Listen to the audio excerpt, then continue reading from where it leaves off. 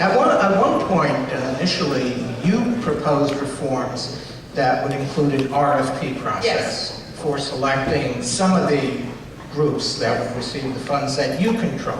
Yes. About $20 million. Why did you back off that? That would have been a stronger reform, wouldn't it have been, than the one you've eventually settled on? Hence my reference to my colleagues, and I don't always agree. You know, my original idea that I put out there was, you know, and it gets confusing, but you know, there's a number of different revenue streams from which money gets distributed with council discretion. One is a speaker's discretionary fund. There's also local initiatives, organizations which, you know, council members fund in their district. There's also citywide initiatives which the council members fund at some level of discretion. The original set of reforms focused only on the speaker's discretionary fund. And my idea was that those funds should be distributed through a competitive request for proposal process, which would be run by the city agencies or the mayor's office of contracts. I thought, and still think, that was a good idea. One that I think would have brought a level of reform to the speaker's discretionary fund.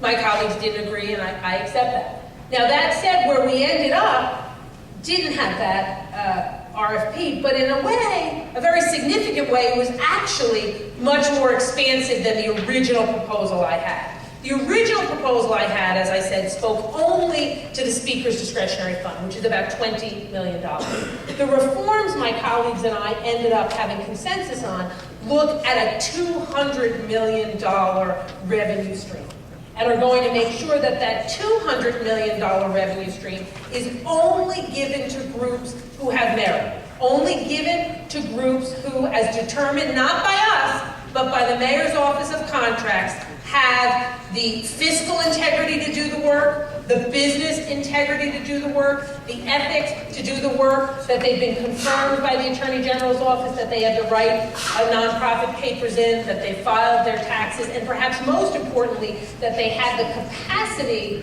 from a technical perspective to do the work we're charging them with doing. So although I would have liked an RFP, I am quite satisfied with the final reforms because they cover a much, much greater amount of taxpayer dollars and will make sure that those monies don't get out the door to organizations if they shouldn't. So I think in some ways they were more expansive, even though they didn't include the RFP.